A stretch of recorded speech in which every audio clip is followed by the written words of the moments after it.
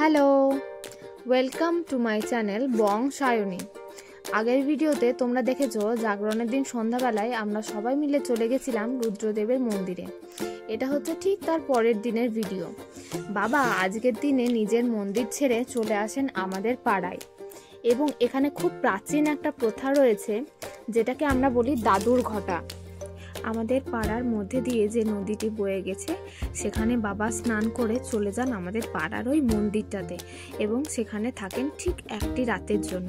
আর পরের দিন ঠিক ভোরবেলা বাবা বেরিয়ে পড়েন নিজের মন্দিরের উদ্দেশ্যে ভক্ত সমাগমের মধ্যে দিয়ে। চলো তাহলে তোমরা ভিডিওটা দেখতে থাকো।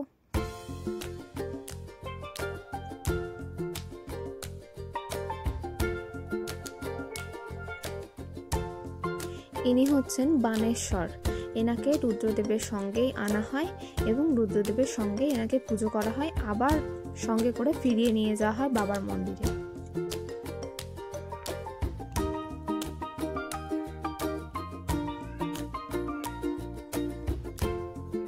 এই যে চলে এসেছেন আমাদের বাবা রুদ্রদেব।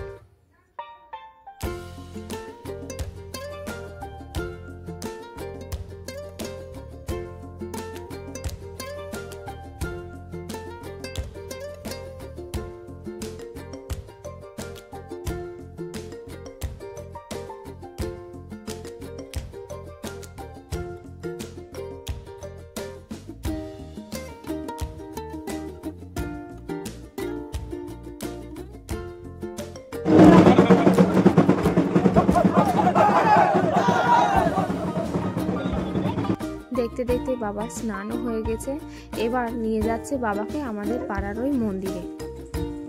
এরপর সারা রাত ধরে চলবে বাবার পূজা অর্চনা।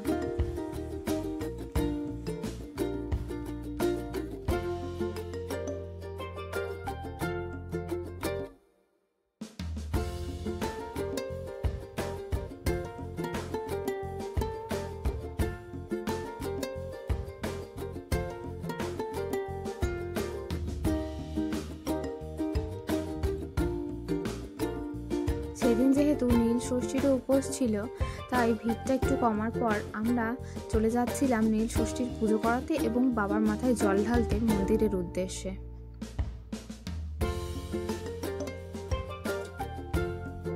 এই গাজন উৎসবকে কেন্দ্র করে এখানে কিন্তু ছোট্ট মতো একটা মেলাও বসে, যেটাকে আমরা হোমের মেলা বলি। এবং এই মেলাটা থাকে কিন্তু শুধুমাত্রই এক রাতের জন্যই। ঠিক পরের দিন সকালবেলা মেলাটা উঠে আবার অন্য জায়গায় চলে যায়। চলো এবার তোমাদের মন্দিরটা একটু দর্শন করাই। এই যে হলুদ রঙের মন্দিরটা দেখতে পাচ্ছ, এটাই কিন্তু বাবা শিবের মন্দির। এখানে আমরা দাঁড়িয়ে মায়েদের জন্য অপেক্ষা করছিলাম। এই যে দেখতে দেখতেই মায়েরা চলে এসেছে পুজো হাতে নিয়ে।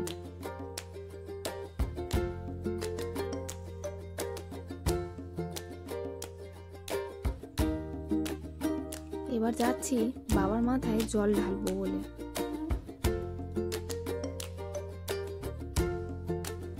আর ওই যে ওই গাছটা দেখছো, ওই গাছের নিচে হচ্ছিল নীল ষষ্ঠীর পুজো। চলো আগে আমরা শিবের মাথায় জলটা ঢেলে আসি। এখানে দেখো কত লাইন পড়েছে।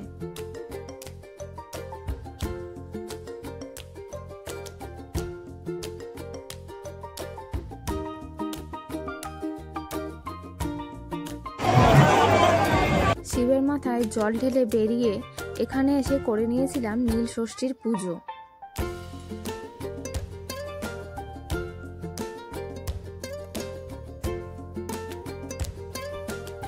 চলো এবার বাড়ি যাওয়ার পালা।